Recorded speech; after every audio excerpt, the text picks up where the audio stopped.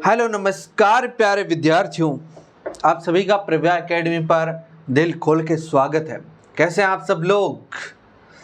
मस्त, झक्कास, एकदम बढ़िया। कैसी पढ़ाई चल रही है ये बताओ आप, कैसी पढ़ाई चल रही है? अच्छा ये बताओ मेरे को, अपना कोर्स कैसा जा रहा है? अपना कोर्स जो है वो कैसा चल रहा है बताओ भाई। सही चल रहा है ना? हमने नियंत्रण और समन्वय पूरा कर लिया, आपको बताइए। इससे पहले हमने बहुत सारे पार्ट पूरे किए हैं। जय प्रक्रम भी बायो का किया है, प्रकाश का परावर्तन अपवर्तन हमने फिजिक्स का किया, और केमिस्ट्री तो हमने कब की निपटा रखी है, ठीक है ना? पता ही होगा आप लोगों को, पता है ना? चलो आज एक बहुत ही बढ़िया पार्ट है, वो हमारा जो अंतिम पार्ट है, और जो पुरानी बुक है उसका जो 15वां पार्ट है हमारा पर्यावरण, ये पढ़ने वाले हैं। हमारा पर्यावरण, पिछली बार ये 1 नंबर का पूछा गया था पर्यावरण, और इस बार कितने का पूछा जाएगा? इस बार कितने का पूछा जाएगा? 2 नंबर का, ठीक है? तो ये हम आज पढ़ने वाले हैं, हमारा पर्यावरण। देखो इसके बारे में हम बात करें, ये हमारे चैप्टर का मतलब किताब का लास्ट चैप्टर है, और बहुत छोटा चैप्टर है, तो इसको पहले निपटा देते हैं। जो छोटे छोटे एक दो नंबर का, तो 2 नंबर का इसको निपटा देते हैं। चलो बहुत ही सिंपल चैप्टर है, बताओ क्या है? पहली बात तो ये कि पर्यावरण क्या होता है। देखो पर्यावरण का मतलब ये होता है कि हमारे आसपास का आवरण, हमारे आसपास का जो आवरण है वही क्या है? पर्यावरण है। हमारे आसपास जो जो चीजें हैं वो पर्यावरण में आ जाती है, और पर्यावरण से जो है वो, पर्यावरण से क्या होता है, हम पर्यावरण के अंदर ही तो रह रहे हैं। हम इसमें आपके आसपास पेड़ पौधे है ना, गैसें है ना, तापमान, ये सारी चीजें किस में आती है? पर्यावरण में। कुल मिला के हमारे चारों ओर का आवरण पर्यावरण, ऐसे ही कह सकते हैं। वो तो वातावरण और पर्यावरण सेम ही तो है। पर्यावरण हमारे आसपास का जो चीजें हैं वो क्या है?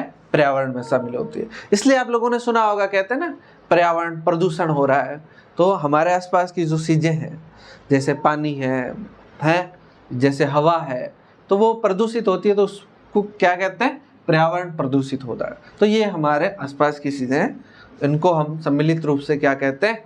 पर्यावरण कहते हैं, ठीक है? देखो हम इसमें मुख्य रूप से जो बात करेंगे वो बात करेंगे पारितंत्र की। पारितंत्र क्या है? पारितंत्र का मतलब ये है कि आप जो पर्यावरण है, पर्यावरण के अंदर विभिन्न प्रकार के जीव है या जीव नहीं भी है, ये सारे जीव या जो जीव नहीं है, जैसे अपन अजैविक पदार्थ कह सकते हैं।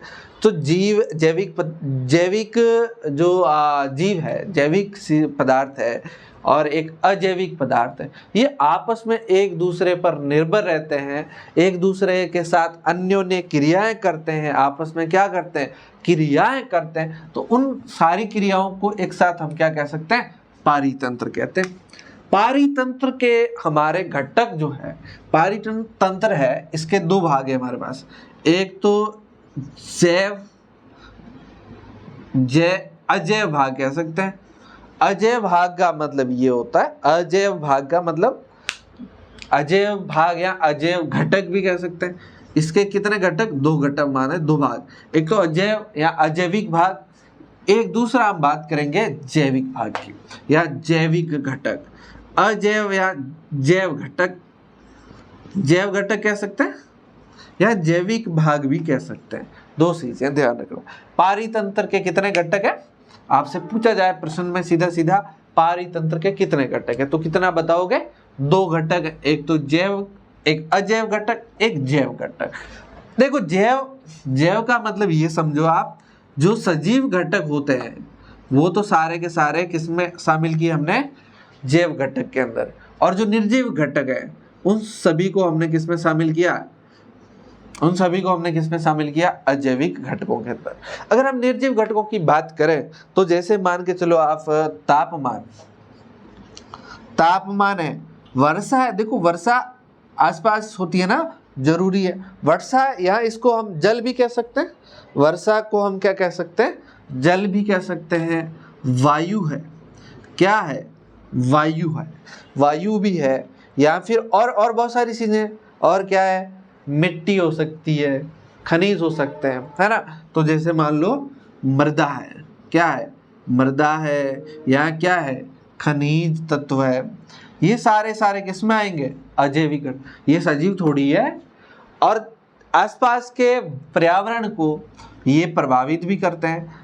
तापमान बढ़ता है तो बोलते हैं पर्यावरण खराब हो रहा है ना, पर्यावरण खराब होता है, तापमान बढ़ता है, वर्षा भी है, वायु भी है, मृदा है, मृदा में भी प्रदूषण होता है, खनिज भी है बहुत सारे। ये सारी चीजें किसमें शामिल है हमारे, ये सारी चीजें पारितंत्र के कौन से घटक में, अजैविक या अजैव घटक के अंदर शामिल। कहाँ पर है, अजैव। और जैविक घटक की बात करें तो जैविक घटकों के अंदर मैं भी आता हूँ, तुम भी आते हो, गाय, भैंस, बकरी, घास फूस, पेड़ पौधे, सारी चीजें किसमें आ जाएगी, जैविक घटक के अंदर। जो सारी चीजें सजीव है ये किसमें आएगी, जैविक घटकों के अंदर आ जाएगी। अगर हम बात करें ये पारितंत्र, पारितंत्र जो है ये दो प्रकार का हो सकता है। एक तो प्राकृतिक हो सकता है, चलो ये छोड़ो, पहले ये बात करते हैं जो जैविक घटक है। जैविक घटकों के अंदर हमारे पास दो प्रकार के जीव मिलेंगे। एक तो आप मान के चलो इसको सारणी बना देते हैं, एक तो आपका मान के चलो उत्पादक, कौन सा, उत्पादक, और एक मान के चलते हैं उपभोक्ता। उपभोक्ता, दो घटक कौन से, उपभोक्ता और उत्पादक। देखो उत्पादक क्या होते हैं, उत्पादक वे होते हैं जो प्रकाश संश्लेषण करते हैं। क्या करते हैं, प्रकाश संश्लेषण कैसे करते हैं वो तो आप लोगों को पता है। तो ये क्या करते हैं भाई, प्रकाश संश्लेषण करते हैं। क्या करते हैं, प्रकाश संश्लेषण करते हैं। तो जो प्रकाश संश्लेषण करते हैं वो उत्पादक कहलाते हैं। और जो उत्पादक पर प्रत्यक्ष या अप्रत्यक्ष रूप से निर्भर रहते हैं उसे क्या कहते हैं, उपभोक्ता कहते हैं। आई बात समझ में, कि जो उत्पादक पर निर्भर है, कि उत्पादक से अपना भोजन खा रहे हैं, डायरेक्ट खा रहे हो चाहे या इनडायरेक्ट खा रहे हो, डायरेक्ट खा रहे हो या इनडायरेक्ट, इन पर निर्भर है कहीं ना कहीं, तो वो क्या कहलाएंगे, उपभोक्ता।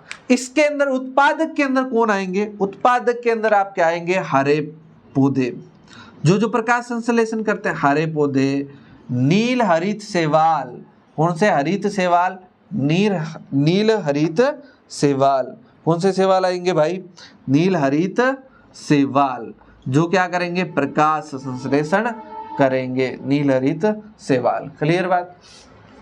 अगर हम उपभोक्ता की बात करें तो उपभोक्ता के अंदर कौन आते हैं, उपभोक्ता के अंदर हम भी आते हैं। अब भाई हम हरे पेड़ पौधे उनसे ही तो भोजन प्राप्त कर रहे हैं, सब्जियां वगैरह उन्हीं से खा रहे हैं, दूध ले रहे हैं तो दूध किससे ले रहे हैं, गाय या भैंस या बकरी या भेड़ से ले रहे हैं, और वो क्या खा रही है, वो वापस पेड़ पौधों खा रही है। तो कुल मिला के हम क्या है, इनडायरेक्ट या डायरेक्ट, प्रत्यक्ष या अप्रत्यक्ष रूप से उत्पादक पर निर्भर है। अगर हम बात करें उपभोक्ता की, तो उपभोक्ता को हमने उसके भोजन वो कैसे क्या खाता है उसके आधार पर हमने इसको 4 भागों में बांटा हुआ है। मुख्य रूप से 3 भाग है।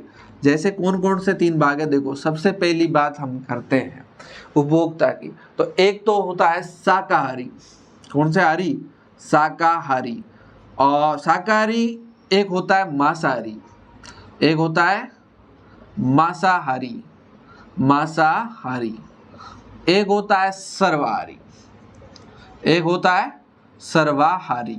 देखो इन तीनों को समझो। शाकाहारी वे उपभोक्ता, वे जीव होते हैं जो सीधे किस पे निर्भर है, डायरेक्ट उत्पादक पे, यानी कि जो क्या खाते हैं, सीधा उत्पादक को खाते हैं। यानी कि ऐसे कह सकते हैं हमें हरे पेड़ पौधे वगैरह जो है इनको खाते हैं, ये कौन होंगे, शाकाहारी। मांसाहारी वे होते हैं जो शाकाहारी जीव है उनको खाते हैं। किसको खाते हैं, शाकाहारी जीवों को खाते हैं। भाई शाकाहारी जीव में कौन आएगा, जैसे गाय है तो गाय किस में आएगी, आपके गाय किस में आएगी, गाय शाकाहारी में आएगी, भैंस है, भैंस, ये किस में आएगा? शाकाहारी में आएगा, क्योंकि ये क्या खाती है? घास फूस खाती है। और जो मांसाहारी जीव होते हैं, ये जीव क्या करते हैं? इन शाकाहारी जीवों को खाते हैं। मान लो गाय को खा लिया, भैंस को खा लिया, ऐसे जीवों को खाते हैं। वो क्या होते हैं? मांसाहारी। जैसे आपका शेर, शेर क्या खाता है? मांस ही तो खाता है, इन जीवों को ही खाता है। और जो सर्वाहारी वे जीव होते हैं, सर्वाहारी वे जीव होते हैं जो क्या करते हैं? मांस भी खा लेते हैं, और ये उत्पादक यानी कि हरे पेड़ पौधे वगैरह होते हैं, इनको भी खा लेते हैं। यानी कि शाकाहारी जीवों को भी खा सकते हैं और उत्पादक को भी खा सकते हैं। जैसे जैसे कौन होगा आपका?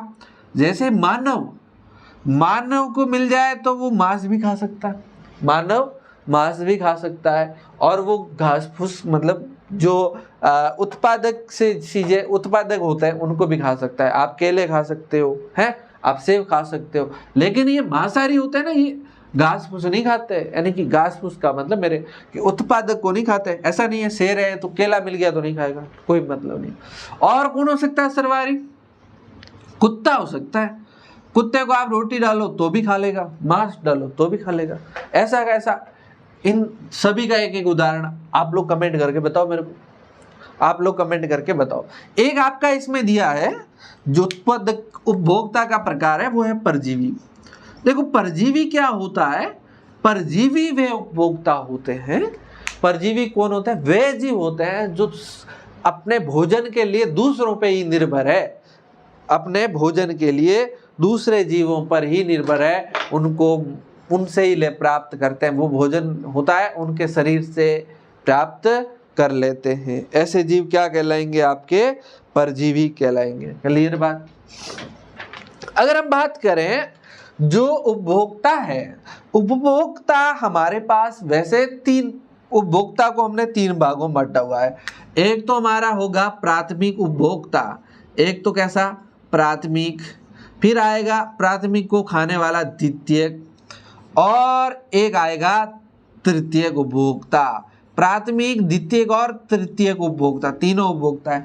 जो ऐसा है, जो पहले तो सबसे पहले कौन आते हैं? उत्पादक। जो उत्पादक को खाते हैं वो प्राथमिक उपभोक्ता, जो प्राथमिक उपभोक्ता को खाते हैं वो द्वितीयक उपभोक्ता, और जो द्वितीयक उपभोक्ता को निपटा लेते हैं वो तृतीयक उपभोक्ता।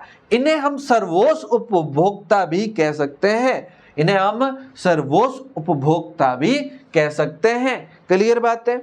ये बातें आप लोगों को ध्यान में रखनी होगी। ये जो है जैविक घटकों के बारे में और ये अजैविक घटकों के बारे में, ये सब मिलकर ये एक दूसरे पर निर्भर है और एक दूसरे पर हर जगह निर्भर रहते हैं। अगर इनमें से मान लो उत्पादक कम पड़ जाएंगे तो इनका काम तमाम हो जाएगा। अगर प्राथमिक उपभोक्ता निपट गए तो ये नीचे वालों का काम खत्म हो जाएगा, मतलब द्वितीय उपभोक्ता और तृतीय उपभोक्ता जिंदा नहीं रह पाएंगे। कुल मिला के ये सारी की सारी चीजें आपस में एक दूसरे पर निर्भर रहती है, और ये जहाँ पर ये रहते हैं एक विशेष जगह होती है, उस विशेष जगह को ही पारितंत्र कहा जाता है। और जो पारितंत्र होता है वो बेटा दो प्रकार का मिल जाएगा आपको। एक तो पारितंत्र होता है प्राकृतिक पारितंत्र, प्राकृतिक पारितंत्र, और एक हो गया आपका कृत्रिम पारितंत्र। अब देखो प्राकृतिक नाम से ही पता चल रहा है, जो प्राकृतिक रूप से बना हुआ है उसे हम क्या कहेंगे, मतलब प्रकृति द्वारा निर्मित है, उसे हम कहते हैं क्या? प्राकृतिक पारितंत्र। और कृत्रिम पारितंत्र वे तंत्र होते हैं जो मानव द्वारा निर्मित किए। जैसे बाय एग्जांपल मान लो हमने खेत है, खेत में फसल वगैरह बोई हुई है, तो ये जो खेत है ये कैसा हो गया? कृत्रिम। मान लो हमने बगीचा लगाया, ये कैसा हो गया? ये भी हो गया कृत्रिम। अगर मान लो हमने तालाब बनाया तो ये क्या हो गया? कृत्रिम हो गया। प्राकृतिक, प्राकृतिक तालाब तो प्राकृतिक भी हो सकता है, झील मान लो, तालाब न मान के झील प्राकृतिक हो सकती है। और क्या? नदियां, नदियां प्राकृतिक हो सकती है। और क्या? जंगल, ये जंगल, जंगल में भी तो बहुत सारे जीव रहते हैं और एक दूसरे पर निर्भर रहते हैं, तो वो क्या बनता है? पारितंत्र बनता बेटा। तो ये बातें आप लोगों को ध्यान में रखनी होगी। इतनी ही बातें आज हम लोग करेंगे और फिर हम कल वापस इसी टॉपिक पे चर्चा करेंगे। आप अपने दोस्तों के साथ वीडियो को शेयर कर दो। शेयर करोगे तो हमें भी थोड़ा मोटिवेशन मिलता है, हमें ऊर्जा मिलती है और हम आपके लिए मेहनत करके अगर इतना कंटेंट ला ही रहे हैं तो आपको एक लाइक और अपने दोस्तों के साथ शेयर करना तो बनता ही है। दोस्तों करोगे ना, शेयर करोगे कि नहीं करोगे, है कि नहीं करोगे? आपकी इच्छा, करना हो तो कर लेना, ना करो तो कोई बात नहीं, आपके ऊपर कोई जोर जबरदस्ती है नहीं। चलिए ठीक है ना, तो कोई बात नहीं, शेयर करो ना करो, लेकिन पढ़ाई करते रहना बच्चा और ख्याल रखना अपना, मस्त पढ़ाई करिए। Thank you very much.